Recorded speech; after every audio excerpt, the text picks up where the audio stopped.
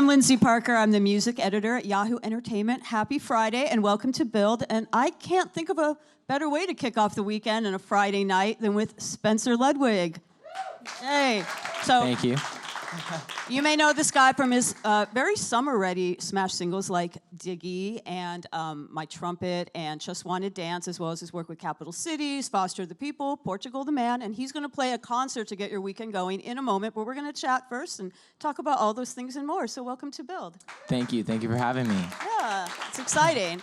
So as I was preparing for this interview, there was a quote to me that stood out where you basically, I'm paraphrasing it, but you want to make the trumpet cool, or you want to make the trumpet edgy, you want to kind of make the trumpet something that's, you know, really relevant to pop and to the kids today. And I want to talk to you about that because I approve this mission. I think it's a good thing. Thanks. I'm definitely out there trying. There was never really anyone out there for me to look up to in the pop, rock, indie, dance world. Who was also a trumpet player. I had great trumpet players to look back on and be inspired by, like Miles Davis and Louis Armstrong. But there wasn't like the those guys of the now. And I found myself kind of pursuing that path just as, you know, the musical birth child of bands like Capital Cities and Foster, things that I grew up listening to and being a part of, but then also being a trumpet player. As a contribution to the music climate of today, and I think that's my goal is to show people that the trumpet is not just what they know it as or remember it as, but it can be something new. Did you ever get into ska music? Because that's maybe the only example I can think of hearing a lot of brass music in popular music of the time. Yeah, I got a little bit into ska. It kind of started and stopped with Less Than Jake. Yeah, I haven't thought of that in a long time. But, I guess it never stood out to me in the same way that I'm trying to pursue it, because that was more of like a horn section thing. And I never fully related to that sound. It was more to me about using the trumpet and creating a personality and really just showcasing my own personality through the horn more than making one up. And the people that did that, like Louis Armstrong and Miles, I really felt did that really well, but I just wanted to do that in a modern way. Well, it begs the question, what gravitated, I know you start with the saxophone. Mm-hmm. What made you gravitate towards brass instruments as opposed to, the more cliche of a kid with a guitar in his bedroom or playing drums or something like that? Well, I did also have a guitar and drums growing up, and it's a big part of how I create music today. But I went to a school that offered instruments, and when you were in fourth grade, they offered a certain type of instruments, and it started with the saxophone. So I was drawn to that because of a demonstration that I saw. It was just like really cool, and I could tell that there was improvisation involved, and I just wanted to do something that was kind of exciting and free and not classical, I guess. But during my musical career throughout high school, I was pushed to try the French horn, mostly because we were told by my school that we were going to get a full scholarship if I was to pick an instrument like that was really rare, and if I could play it well, I'd have a bigger chance of getting into a great school on a scholarship. And my parents were like, do the French horn. And I was like, whatever, but I was like, okay, let's go.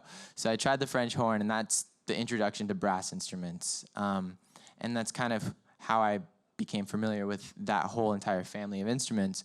But it never really felt like this is what I want to do for the rest of my life. It was more just like I'm doing it to be a part of the music program, and I see where this goes.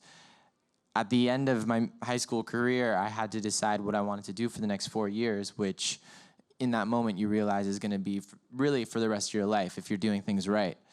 And I knew that I didn't want it to be the French horn when that question was asked to me, what do you want to go to school for? And so the quickest way to get back into jazz and to pick an instrument that still felt really unique and had a big personality was to just go to trumpet instead of going backwards to a reed instrument, just continue in the brass family. So picked up the trumpet, taught myself, and ended up, that's kind of, the rest is history. Is music education in schools a cause that's important to you? Because, you know, we hear a lot about how a lot of schools are cutting funding for that, and there are great organizations like VH1 Save the Music, and it seems like that's kind of what gave you your start. Do you have any thoughts on that? Yes. Well, I'm a big fan of VH1 Save the Music, and I think music education is one of the most important things for children in the world. It has so many other positive reactions, you know, outside of just learning an instrument. It builds a community, and it strengthens, I think, just everything about who you are and how you pursue your life. But yeah, music is really important to me. I actually, before I was professionally performing and touring, I was full-time teaching. That's what I did. And for a long time, it started off as I was driving around LA teaching like independent private lessons. And that was a crazy time. I was just like doing like 4 or 5 lessons a day, driving every city, crossing, you know, west side, east side, hustling the whole like teaching game, which was crazy. And then the school that I went to that had me playing French horn and whatever ended up hiring me as the trumpet teacher. So I really have a soft spot in my heart for teaching, and yeah, any opportunity I can to give back to kids, I try to jump on that. Your students must be so excited to see what's going on with you now and be like, yeah, he taught me how to play trumpet. Do you keep in touch with them? I'm proud of them. There's a handful of them that are all graduating this year as music majors in their individual, you know, majors. Some of them were saxophone, drums, all different instruments. But it's crazy. I either totally ruined their life or gave them, you know, something great. I'm not sure yet. I think it's the latter. I don't think Yeah, you yeah, ruined yeah. anything. But when we were at the top of this interview, I was talking about like the idea of making trumpet cool to kids, whatever. Do you get any feedback, be it on social media or fans at your shows, whatever, who are saying like, because of you, I'm taking trumpet lessons now, or people now, I'm in band and now people think I'm cool too, you know, anything like that? I do get that, and I love to see it. It makes me so happy. Those are the moments where I'm like, this is why I'm doing it. And you know, yeah, it definitely inspires me to just keep going and reach more people. Well, how did you get into, you mentioned Miles Davis, people like that. As a young kid, not necessarily probably what your friends were listening to. Like, did you have a parent, older brother? Who got you into that stuff? There was a really young teacher at my school that was basically playing this music for us and was saying, like, this is what you should be listening to. And he was teaching us based on what influenced him. And the irony is that I ended up teaching the same stuff, and it's a cycle, which is why, you know, sharing and teaching music is like so important. Very cool. So I mentioned some of the bands you've played with. So you first started as a sideman, I guess, and you were saying when we mentioned Less Than Jake and some of the other ska bands that being just in a horn section wasn't necessarily your goal. How did you go from basically being a sideman to being a solo star, and you know, what was the biggest challenge of that? It happened so organically and naturally and really kind of overnight in some ways, because I was just so focused on being the trumpet player of capital cities for so long. I have to say it's one of the best trumpet lines ever. That's one of my favorite songs of all time, Safe and Sound. That's so great. So I was just listening to it the other day. I never got tired of playing it. It was so much fun. But at the end of our tour cycle, in the beginning, January of 2015, I was offered a solo record deal, like out of the blue, from the president of Warner.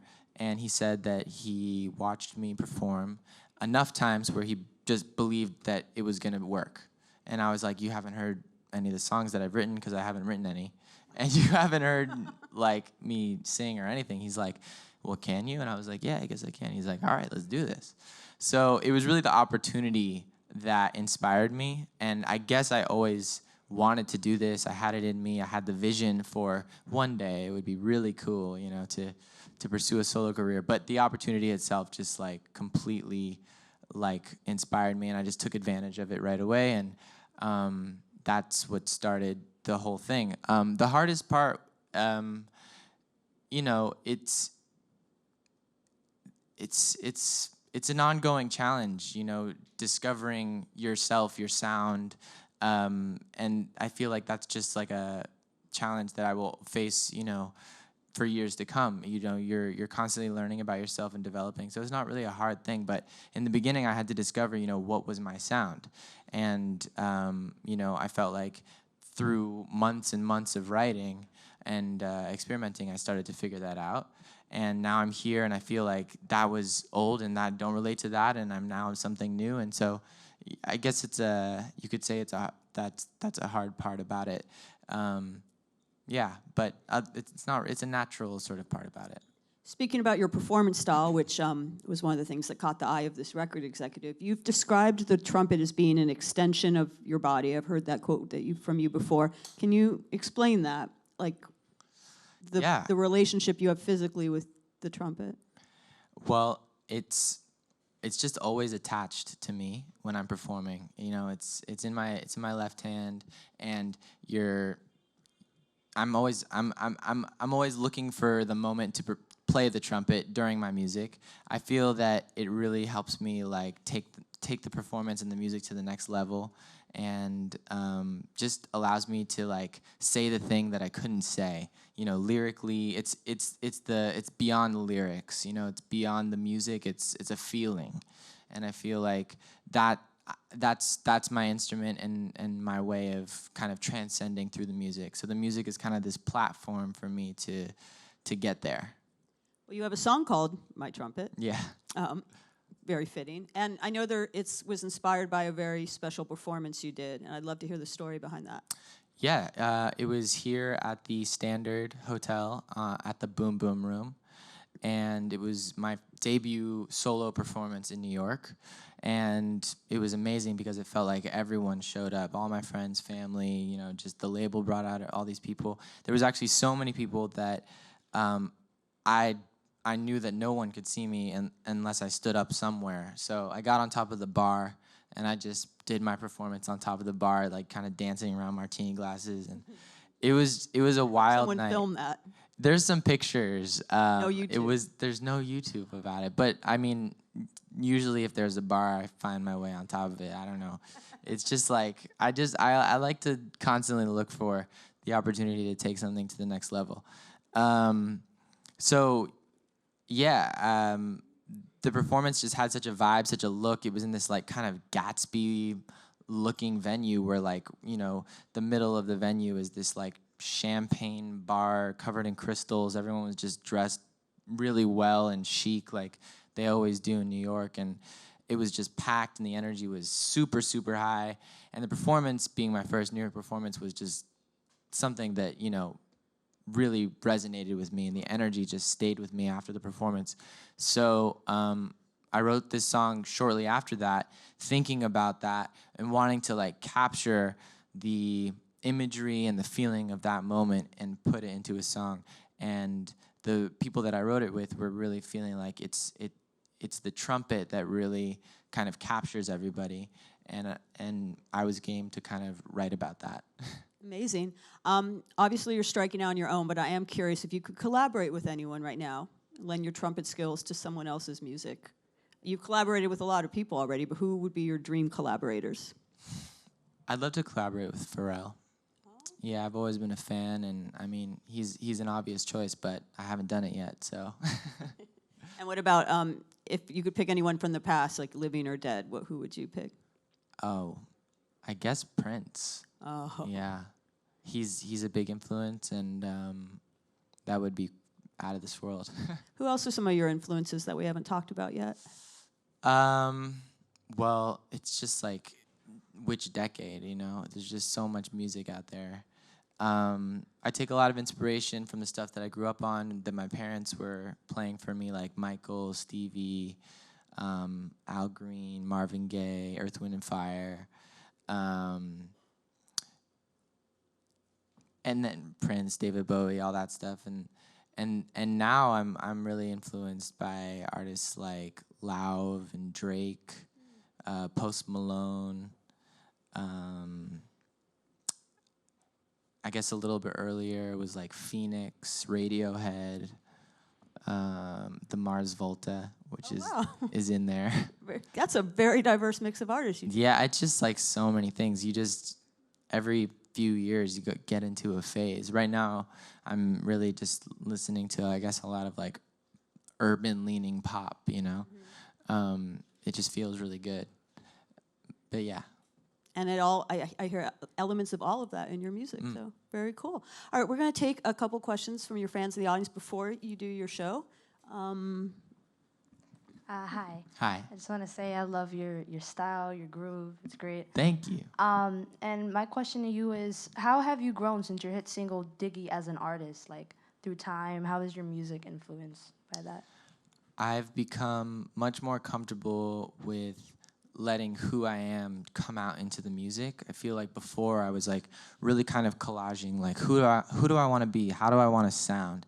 And I was musically creating in more of like a collage way, kind of piecing together things. But now I feel like I'm just like letting it flow, you know, because I finally kind of have embodied the music. I've toured the music enough where it's like I'm really understanding my strengths and who I am, and I'm also able to take like life experiences, moments, and just write about it. Before, I think, you know, my goal, and it's still my goal, was to, you know, write something that everyone loves and everyone wants to dance to, you know, which I think is really important. Like, those songs are really important. Prince has a bunch of them, Michael has a bunch of them, but I think right now music is also kind of taking a turn and into a place of vulnerability and honesty, and so I'm trying to like explore that and like see how that goes. You know, some days I write things that are just more like Diggy and just like fun dance songs, you know, and then other days I want to write something like more personal. So, yeah. Hey. I'm just wondering, now that you've gotten to start your own label, what are your plans? Like, is there any artists that you're looking forward to maybe working with? Yeah, so I have a label now, I guess. It's called Trumpet Records, which is really fitting. It was hard thinking of a name, too. And then I was like, what about Trumpet Records? And we looked it up, and there was a Trumpet Records, but it like became defunct enough years ago that I was allowed to take the name, and it's just perfect. Anyways, yeah, I love the idea of helping to brand and create other artists and lead the way, but I want to lead through example first. So, you know, my goal is to really see this project have global success on, you know, a major level. And I'm exploring all of the strategies that I've learned when I was with Warner, and now kind of taking it to the next level as an independent artist. And you know, once I feel I've really achieved that goal, I feel like I can share my, you know, experience and wisdom. Got time for one more question. Hi. Hi. I just want to know, what artists are you listening to nowadays that you want to say, I just want to dance? With like, I want to dance with them, Or dance to the jam? oh, to the or song? just dance to that jam. Yeah.